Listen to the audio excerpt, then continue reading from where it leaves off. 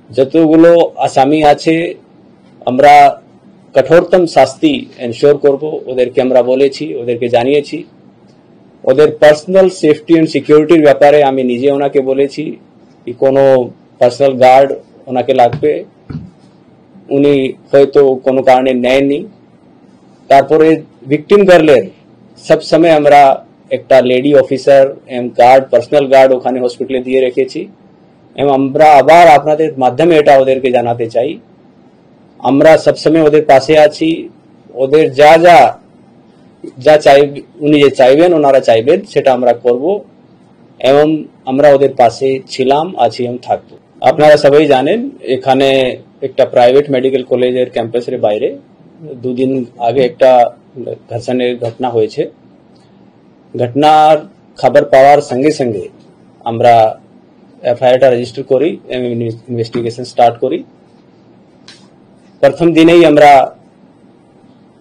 3 জন আসামিকে অ্যারেস্ট করি।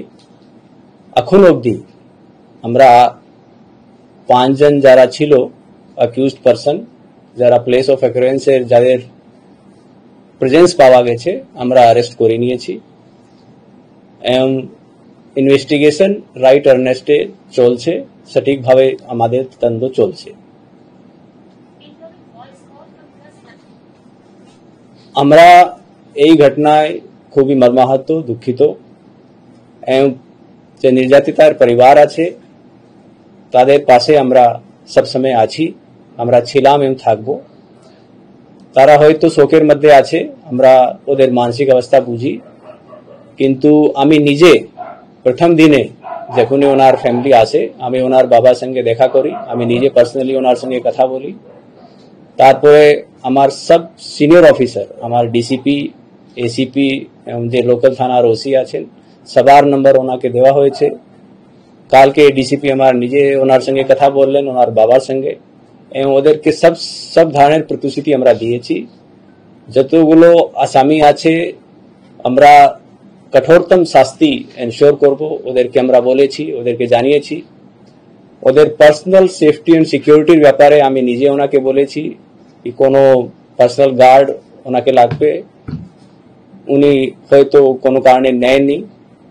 তারপরে ভিকটিম গার্লের সব সময় আমরা একটা লেডি অফিসার এবং গার্ড, পার্সোনাল গার্ড ওখানে হসপিটালে দিয়ে রেখেছি এবং আমরা আবার আপনাদের মাধ্যমে এটা ওদেরকে জানাতে চাই, আমরা সবসময় ওদের পাশে আছি। ওদের যা যা যা চাইবে, উনি যে চাইবেন, ওনারা চাইবেন, সেটা আমরা করব এবং আমরা ওদের পাশে ছিলাম, আছি এবং থাকবো।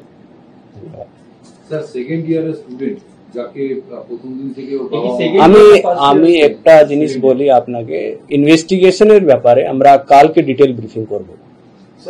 একটা বিষয় যেটি হচ্ছে ঘটনাটি ঠিক কখন ঘটেছিল, আমি যেটা বললাম ইনভেস্টিগেশন ব্যাপারে আমরা কালকে ডিটেল ব্রিফিং করব।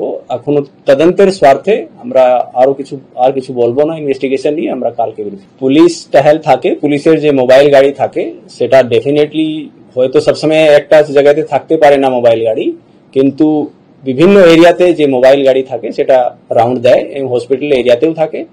প্রাইভেট যেহেতু মেডিকেল কলেজ আছে, ওদের নিজের পার্সোনাল সিকিউরিটি আছে, প্রাইভেট সিকিউরিটি আছে।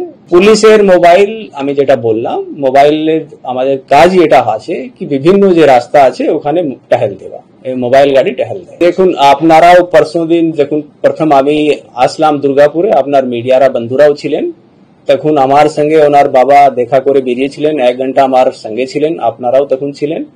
আমার সঙ্গে উনি কথা বললেন, আমি ওনাকে বিশ্বস্ত করলাম কি আপনার যা সিকিউরিটি লাগবে আমি নিজে অ্যাজ এ কমিশনার ওনাকে এনশিওর করলাম।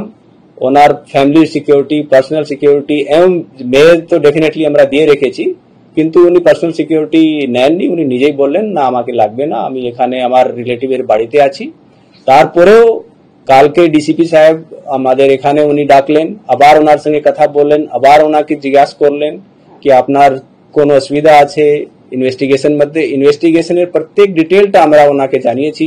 আমার যে ওসি এনটিএস থানা লেডি অফিসার আছেন উনি নিজে কথা বলেছেন, প্রত্যেক ইনভেস্টিগেশন ডিটেল আমরা ওনাকে দিয়েছি। বারবার ওনাকে আমরা আশ্বস্ত করেছি কি যে অসুবিধা আছে, যে কিছু আপনারা আমাদেরকে বলুন, আমার নিজের নাম্বার, ডিসিপির নাম্বার, সিনিয়র অফিসারদের নাম্বার সব ওনাদেরকে দেওয়া আছে। ওনার মানসিক অবস্থা আমরা বুঝি, আমরাও মর্মাহত, যেহেতু একটা দুঃখিত ঘটনা হয়েছে, এর বাইরে আমি কিছু এখন অব্দি ইনভেস্টিগেশন মধ্যে যাদের প্রেজেন্স ছিল প্লেস অফ অকারেন্সে 5 জনের, আমরা 5 জনকে অ্যারেস্ট করে নিয়েছি।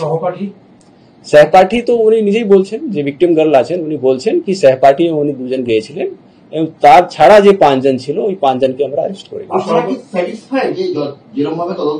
তদন্ত একদম সঠিকভাবে এগোচ্ছে।